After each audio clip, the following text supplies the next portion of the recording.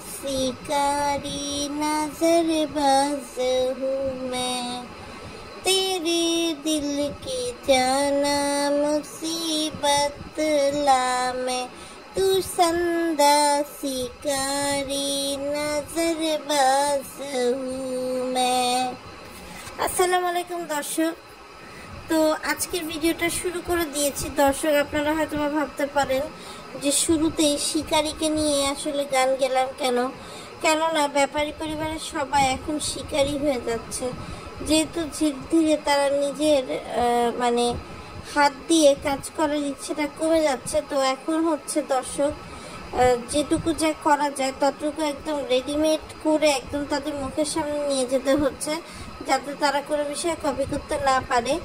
তো দর্শক এই যে দেখেন, ব্যাপারী পরিবারের কিন্তু কপি করা একটা অভ্যাস বা স্বভাবের মধ্যে পড়ে গেছে। এই যে কয়দিন আগে বাবু আর মিমের ব্যাগ চুরি হলো, এরপরে মিম নাকি তার জামা কাপড় ঠিকই রেখে দেয়, বাবু পায় না তাই রাখে না। বাবু থাকাকালীন সে আরিফকে ফোন দিচ্ছে, তারপর আরেক বন্ধু আছে তাকে ফোন দিচ্ছে, অথচ এদিকে আপনার বাবুর যে নিজের জামা কাপড় নাই সেদিকে কোনো খেয়াল নাই। সে নাকি একই লুঙ্গি একই কাছা, তো আবার করিম ব্যাপারীর কাছার লুঙ্গি পরে টাইম পার করছে।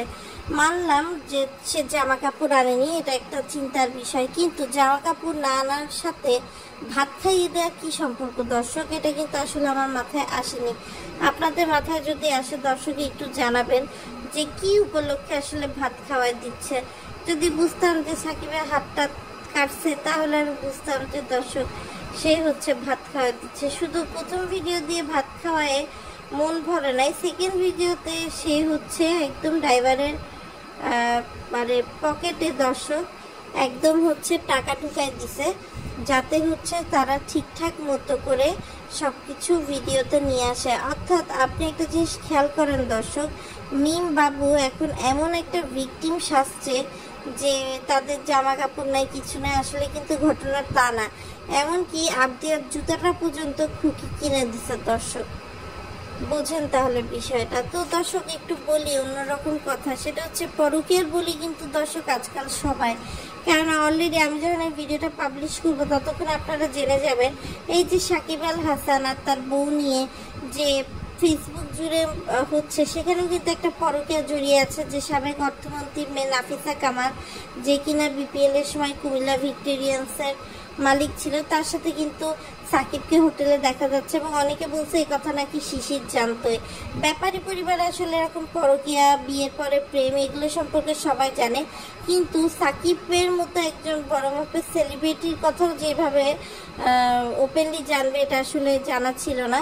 তো যাই হোক দর্শক, ব্যাক টু ব্যাপারী পরিবার। তো আসলে রাজকে কি দিয়ে হাত করছে এটা একটা দেখার বিষয়, কেননা দেখেন রাজ সে তার বউকে নতুন ফ্ল্যাট কিনে দিবে, এক লাইনে এটা বলে দিলেই হতো, কিন্তু সে কিন্তু এটাকে অনেক বেশি ঘুরায় পেঁচায় হচ্ছে সে ভাত রেডি করছে। এবং সেই ভাত রেডি করে দর্শক সে বলতেছে যে তার ভাবি, তার বড় ভাই কেউই তাদের প্রতি দায়িত্ব পালন করে না, তার একটা বড় ভাইয়ের দরকার, বিয়ে ঠিক করবে, বিয়ের অনুষ্ঠানে কে কোথায় কে করবে, কিন্তু এর মধ্যেও বড় ভাই থেকেও নাই। অর্থাৎ সে মনে করছে আমি যদি একবার এখানে ওপেনলি বলে দিই যে আমার ভাইয়ের সাথে আমার ভাইয়ের কনফ্লিক্ট আছে, তাহলে তো আমি আলাদা করে ভিউ পাবো, কেননা ওই ভাইয়ের ইউটিউব চ্যানেল থেকে আবার ভাইয়ের পরিচয়, বউ বাচ্চা এগুলো আলাদা বেরোবে। তো আমাদের রাজ সে কিন্তু মালয়েশিয়ায় ছিল, কিন্তু তার হচ্ছে কিছু শারীরিক সমস্যার জন্য সে মালয়েশিয়া থেকে বাংলাদেশে চলে আসে এবং এখানে এসেও সে আলাদা করে যে মেডিসিন নিবে বা কিছু নিবে সেরকম কিন্তু কোনো কিছু সে নেয় নাই। এবং সে কিন্তু বিয়ের জন্য ভালোই খরচাপানি করছে এবং সে নিজেই বলছে যে এই ধরনের আসলে দর্শক মানে যেখানে ফ্যামিলি সাপোর্ট নেই সেখানে আসলে বিশ্বাস করা ছাড়া ওয়ে নেই। ইভেন সে কিন্তু আসলে মানে তিশাদের বাড়ি অনেক কিছু আনতে চাইছে, কিন্তু ঘটনা পরিস্থিতি এগুলো কিন্তু কোনো কিছুই দর্শক অ্যালাউ করেনি, সেটা কিন্তু আপনারা দেখতেই পাচ্ছেন। তো দর্শক একটা বিষয় খেয়াল করেন যে রাজের সামনে গেলেই কিন্তু শারমিন ভেজা বেড়াল হয়ে যায়, অথচ ভিডিওতে কিন্তু সে সোনার দোকানে টাকা দিতে বলেন অথবা সোনার দোকানে ভিডিও সব কিছুতেই কিন্তু হচ্ছে আপনার রাজের হাত ছিল।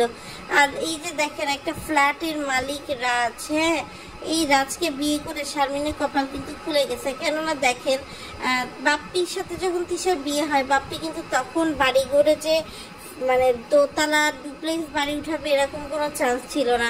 আরিফের তো অবস্থা আপনারা জানেন, দিন আনে দিন খায়। আর বাকি ছিল মিম। তো মিমের কপালে জুটে গেছে কে? বাবু। বাবুও হচ্ছে একটা বেকার ছেলে। তো সেই দিক দিয়ে কম্পেয়ার করলে শারমিনের ভাগ্য কিন্তু অনেক ভালো। কিন্তু শারমিনের মতো একটা বয়স্ক মহিলাকে বিয়ে করে নিজের জলাঞ্জলি একমাত্র এই জন্যই হচ্ছে দিয়েছে যে হচ্ছে আপনার যাতে এই যে শারমিন কিন্তু দর্শক একেবারে ব্ল্যাকমেল করে ফেলতেছে রাজকে। সে কিন্তু রাজকে ব্ল্যাকমেল করতেছে। রাজেরও কিন্তু আগের ঘরে বউ আছে দর্শক। সবকিছু মিলায় মিশায় শারমিন মেনে নিয়েছে। শারমিনের কিছু ফায়দা আছে, আবার এদিকে রাজও মনে করছে যে আমি যদি ইউটিউব চ্যানেলে প্রতিষ্ঠিত হতে চাই তাহলে অবশ্যই আমার কিন্তু মিম, তিশা, বাপ্পি এদের সাথে যোগাযোগ করতে হবে এবং সেই জন্য আমার কিন্তু শারমিনের মতো এরকম একটা চরিত্রহীন লম্পট মেয়েকে চাইলে হচ্ছে বিয়ে করে আগাতে হবে, যাতে হচ্ছে সব বিষয়ে সঠিক কমপ্লেন করে আমরা হচ্ছে সঠিক বিচার পাই। এরকম একটা অবস্থা দর্শক এখানে হয়ে গেছে। তো দর্শক দেখেন, বিল্লালের রক্ত চলতেছে বলে বিল্লাল সব জায়গা থেকে সিম্প্যাথি নেওয়ার চেষ্টা করে। একই সময় কিন্তু বিল্লালের ক্যামেরার মাধ্যমে আমরা পরিবারের বিভিন্ন পরিজন কি করছে সেটা দেখতে পারি। তো একটা বিষয় দেখলাম দর্শক, মিম হচ্ছে ভাগছে, মানে সামনে যেই শারমিনের বিয়ে আসছে সে জানে যে তার শ্বশুর বাড়ি অর্থাৎ বাবুদের বাড়ি 6 তলায় উঠেও এতজনকে আসলে জায়গা দেয়া সম্ভব হবে না। তো সেই জন্য কিন্তু সে কি করছে, সে হচ্ছে দর্শক মানে নিজেই বিয়ে শাদীর একটা ডেট ফিক্স করে এখন হচ্ছে নাটক করতেছে যে বিয়েতে আসলে মিম থেকে শুরু করে বাপ্পি, তিশা কেউই নাই। এটা এক প্রকারের হচ্ছে মানে শারমিনের প্রতি তাদের যে খুব রাগ সেটা প্রকাশ করার মাধ্যমও হয়তো বা হতে পারে। তো যাই হোক দর্শক, একটা বিষয়টাই বুঝলাম যে সবকিছু শেষে জিত কিন্তু শারমিনেরই হয়েছে। কেননা শারমিন কিন্তু যেমন ছেলে পাইছে তেমন ছেলে পাইছে, ভদ্র নম্র, তাকে যখন তখন ব্যাংকে টাকা দিচ্ছে, তার একটা সাপোর্ট সিস্টেম হয়ে আছে। এরকম সাপোর্ট সিস্টেমই আসলে কয়জন পায়। তো যাই হোক দর্শক, সবাই আসলে ভালো থাকুক, সুস্থ থাকুক, এর চেয়ে তো বেশি চাওয়া আমাদের নাই। আর দেশের পরিস্থিতি স্বাভাবিক হলে সবাই আবার একযোগে আমরা নতুন ভিডিও নিয়ে দর্শক আপনাদের সামনে আসব। ততক্ষণ পর্যন্ত দর্শক আপনারা এনজয় করতে থাকেন শারমিন রাজের এই ভিডিও। কেননা এই ভিডিওগুলো কিন্তু দর্শক আসলে পরবর্তীতে অনেক ভিডিওর চাপে নিচে পড়ে যায়। তো আপনাদের কাছে অনুরোধ থাকবে আপনারা রেগুলার ভিডিও দেখবেন, ভালো লাগলে কমেন্ট শেয়ার করে পাশে থাকবেন। আপনাদের সাপোর্ট পেলে কিন্তু আমরা অনেক দূর এগিয়ে যেতে পারবো। আজকের মতো বিদায় নিচ্ছি, সবাই ভালো থাকবেন, আল্লাহ হাফেজ।